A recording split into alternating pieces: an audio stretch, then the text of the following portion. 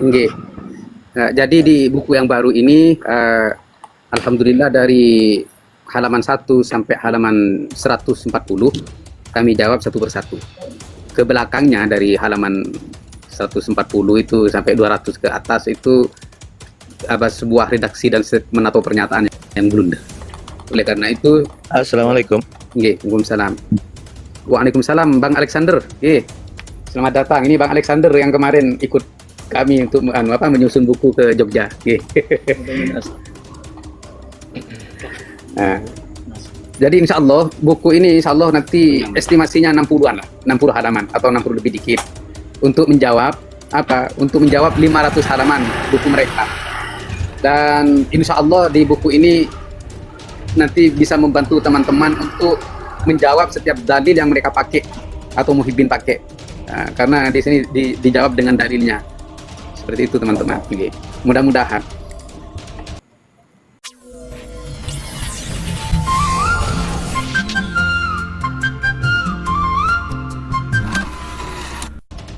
Setelah sekian lama klan Ba'alwi berhasil menipu umat Islam di dunia dengan mengaku keturunan Nabi dan mencangkokkan leluhur mereka kepada Sayyid Isa al-Abah.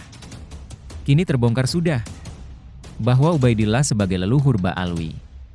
Ternyata itu hanyalah upaya untuk mengelabui umat Islam agar supaya silsilah yang mereka bangun terlihat valid dan tersambung kepada Rasulullah. Padahal Ubaidillah adalah salah satu anak tokoh Syiah Yaman yang pernah dihajar oleh Salahuddin al-Ayyubi. Simak penuturan BI data oleh Terah Bato Ampar. Kiai Jakfar. 500 halaman yang menulis tentang keabsahan nasab Ba'alawi. Nah, di closing statement itu kami jelaskan bahwa Ubaidillah itu putranya Maimun Al-Qaddah. Sumbernya dari mana? Sumber datanya dari mana? Kami ambil dari kitab Al-Burqah Al-Mushikoh karya tulis Ali As-Sakron dalam sebuah syairnya, wa biwalidihil Maimun Ubaidun. Nah, di sini. Nah, di bawahnya itu diterangkan wa hakadha huwa huna, dan begitulah huwa dia Ubaid itu huna di sini.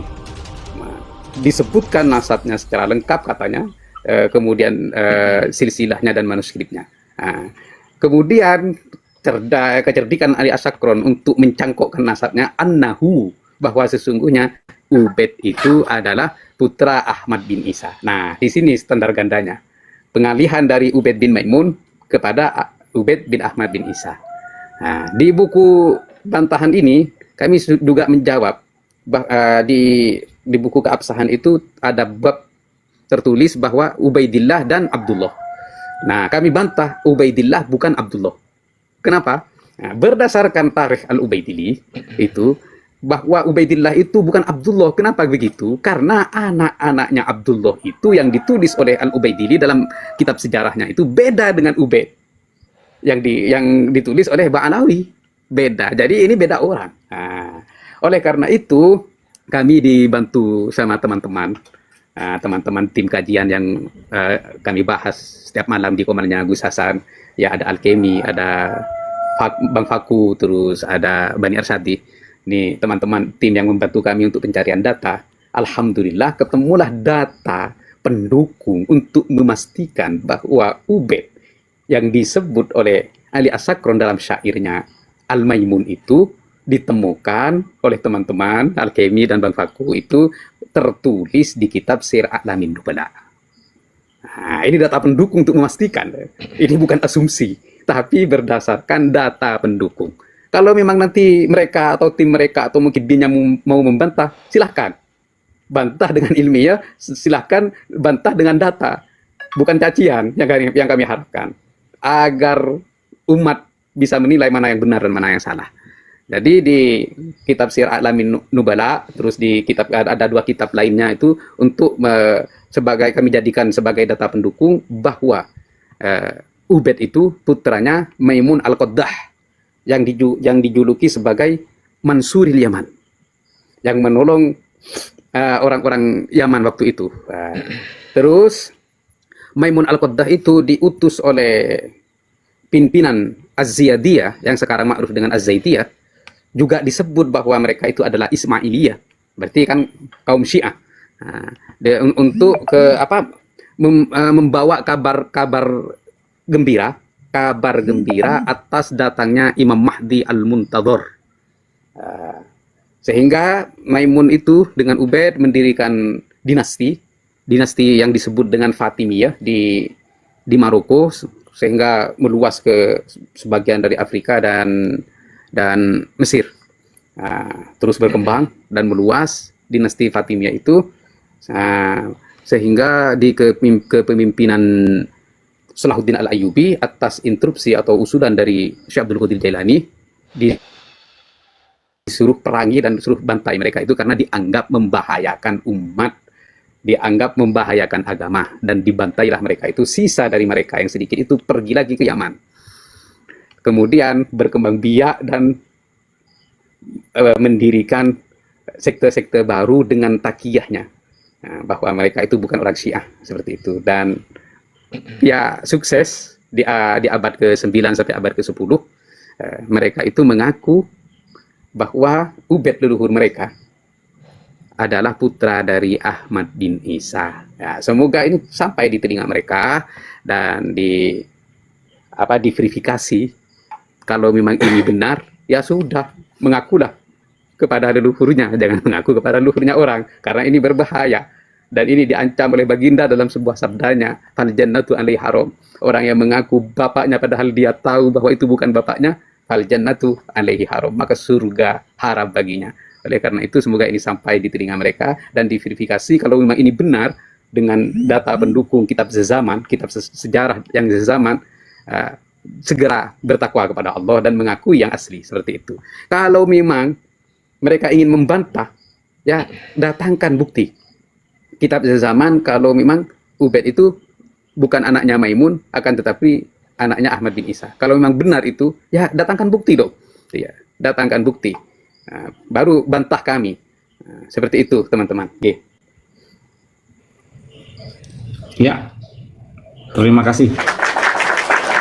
Dan ini lagi, Kiai, bentar Kiai. Ini bukan rekam ulang ya, tapi tambahan dibuat untuk kita buat VT lagi terkait dengan kenapa Bani Balawi ini benci betul dengan Syekh Abdul Qadir Al-Jilani. Ini tolong disampaikan. Ya, kita mulai lagi di hitungan ketiga ya, host.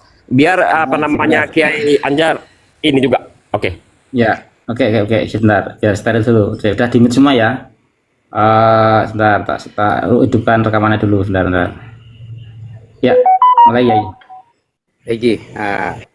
Setelah kami talaah, kenapa mereka itu selalu berkuar-kuar, kaki Habib yang bodoh lebih utama dengan 70 kepala kiai yang alim. Nah, di sini kan ada indikasi mereka itu membenci para kiai. Itu istinbatnya dari mana? Kalau memang itu perkataan yang benar, dari Al-Quran kah atau dari Al-Hadis kah? Tidak ada. Tidak akan pernah ditemukan ada sebuah dalil yang diambil oleh mereka untuk pernyataan itu dari Al-Quran dan dari Al-Hadis. Nah, di sini, kalau memang itu begitu, maka mereka itu kan sangat membenci para kiai. Nah, dulu 2019, pasca Pilpres, saya ketemu dengan Kiai Agus Sunyuto, Ketua Les Bumi Nusantara Nasional. Ketua Les Bumi Nasional, penulis Atlas Wali Songo. Beliau bercerita bahwa Habib itu adalah keturunan dari imigran Arab yang kedua yang didatangkan atau dikontrak oleh Belanda untuk memerangi Imam Bonjol dengan Pangeran Diponegoro yang dibantu oleh imigran Arab yang pertama, yaitu anak cucu Wali Songo. Berarti di sini sudah terjadi peperangan kontra antara anak cucu Wali Songo dan klan Ba'alawi di masa penjajah Belanda. Bukti-bukti sejarahnya ada, rekam jejak sejarahnya ada. Ketika pribumi dengan para anak cucu Wali Songo, emigran Arab pertama ini berperang melawan penjajah, justru mereka mengeluarkan fatwa haram melawan pemerintahan Hindia Belanda. Ini sudah ada rekam jejaknya, bukan ini asal-asalan atau bukan asumsi, ada sudah. Katanya Agus Sunyuto seperti itu yang saya dengar dari beliau langsung. Nah, berarti ini terjadi kontrak yang pertama yang mendekat kepada kita antara klan Ba'alawi dan leluhur-leluhur kita, para kiai. Yang kedua, ini kita harus flashback ke belakang lebih jauh. Kenapa mereka itu sangat membenci Syekh Abdul Qadir Jailani dan para keturunannya? Di buku mereka, di kitab keabsahan itu, mereka menyebut bahwa Sayyid Soleh itu tidak terverifikasi sebagai putra Syekh Abdul Qadir Jailani. Yang dari Sayyid Soleh itu turun kepada para wali songo yang 3. Sunan Gunung Jati, terus Sunan Kudus, yang Al-Hasani itu kan ada 3. Di situ katanya Sayyid Soleh itu tidak terverifikasi dengan redaksi yang dipotong oleh mereka di buku tersebut. Jadi redaksinya itu dipotong. Redaksi yang disampaikan oleh Ibnu Najjar. Ibnu Najjar itu dipotong oleh mereka. Berarti katanya wali songo dan anak cucunya itu tidak nyambung kepada Syekh Abdul Qadir Jailani. Kenapa? Nasab mereka Sayyid Soleh itu tidak terverifikasi sebagai putra Syekh Abdul Qadir Al-Jailani. Setelah kita kaji apakah benar apa yang disampaikan mereka itu, bahwa Sayyid Soleh itu tidak terverifikasi sebagai putranya Syekh Abdul Qadir Jailani, kami temukan kitab yang ditulis oleh Ibnu Najjar tersebut yang menanyakan langsung kepada salah satu putra Syekh Abdul Qadir Jailani yang bernama Abdul Razak. Di situ ditulis di kitab tersebut bahwa putra-putri Syekh Abdul Qadir Al-Jailani itu 27 laki-laki dan 22 perempuan. Namun yang hidup dari mereka hanyalah 14. 13 laki-laki dan 1 perempuan yang bernama Fatimah. Dari 13 itu kami baca dan kami nukil, dari 13 itu kami jawab statement mereka atau pernyataan mereka yang mengatakan bahwa nasab wali songo itu tidak nyambung kepada Syekh Abdul Qadir Jailani karena pongkol nasab mereka yang bernama As-Sayyid As-Soleh itu tidak pernah terverifikasi. Kami tulis bahwa Sayyid Soleh itu adalah salah satu putra Syekh Abdul Qadir Jailani yang ke-11. Ada di situ lengkap. Ini kitab zaman. Karena Ibnu Najjar itu menanyakan langsung kepada Abdul Razak, salah satu putra dari Syekh Abdul Qadir Jailani. Bahkan di kitab-kitab menakibnya Syekh Abdul Qadir Jailani, Syekh Abdul Qadir Jailani itu masyhur dengan sebutan Abu Soleh. Nah, ini loh yang dihilangkan oleh mereka. Kedengkian mereka terhadap Syekh Abdul Qadir Jailani dan keturunannya. Syekh Abdul Qadir Jailani di kitab-kitab menakibnya itu disebut dengan Abu Soleh. Ini sudah masyhur syuhra wal istifadah. Namun ya kejahatan ilmiah atau pengkhianatan ilmiah mereka yang sengaja menghapus As-Sayyid Soleh itu dari catatan putra-putranya Syekh Abdul Qadir Jailani. Ini sudah menabrak kaidah dan ini sudah berupaya jahat untuk menghilangkan salah satu putra Syekh Abdul Qadir Jailani itu yang turun kepada silsilahnya kepada wali songo. Nah, di sinilah berarti ada indikasi dendam, ada indikasi benci, sehingga walaupun ini sudah syuhra wal istifadah dan bahkan Syekh Abdul Qadir Jailani itu dijuluki dengan Abu Soleh, sama mereka itu sengaja mau dihilangkan. Mungkin mereka itu tidak akan ada dari anak cucu wali songo yang akan menelusuri tulisan mereka itu. Ya, mereka salah. Ya, anak cucu wali songo ini sekarang lagi berjuang untuk melawan kebohongan mereka kan. Iya. Ya mungkin saya rasa kalau mereka normal pasti malu lah dibantah seperti itu. Akan dibantah dan dijelaskan bahwa ada upaya kebohongan mereka untuk menghilangkan atau mengubur dalam-dalam salah satu putra Syekh Abdul Qadir Jailani yang turun-temurun ke Indonesia ini. Seperti itu, teman-teman. Semoga ini sampai di telinga mereka dan mereka semoga ke depan lebih berhati-hati di dalam mencatat atau membuat redaksi yang salah, mengkhianati kaidah ilmu nasab dan mengkhianati kaidah keilmuan. Seperti itu, teman-teman. Ya, makasih Yai. Yai. Saya langsung nanya, karena ini menarik sekali ya Kiai ya. Artinya Mantap. memang betul-betul ada dendam kesumat sejak berabad-abad terhadap Syekh Abdul Qadir Al-Jilani kan? Iya, betul. Iya. Kenapa juga ada statement dari leluhur mereka ana fi sairil anbiya ana fi sairil auliya ka Muhammad fi sairil anbiya. Karena yang sudah disepakati oleh para ulama terdahulu bahwa Al-Qutbur Rabbani, Qutbur Rabbani dan Sultanul Auliya disematkan kepada Syekh Abdul Qadir Jailani, bukan kepada leluhur mereka bagi muqaddam yang digembar-gemburkan oleh mereka. Oleh karena itu ada statement ana fi sairil auliya ka Muhammad fi sairil anbiya. Sebuah statement yang melampaui batas. Kami juga jawab itu di kitab hurufatnya. Kami jawab. Alhamdulillah kebongkar semua.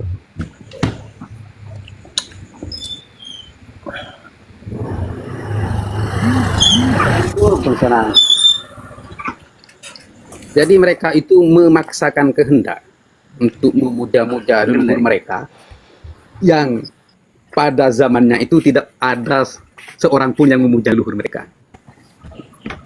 Mereka gelarkan Fakih Muqaddam itu sebagai fakih. Dan berarti kalau fakih itu Assalamualaikum. Salam, nggih.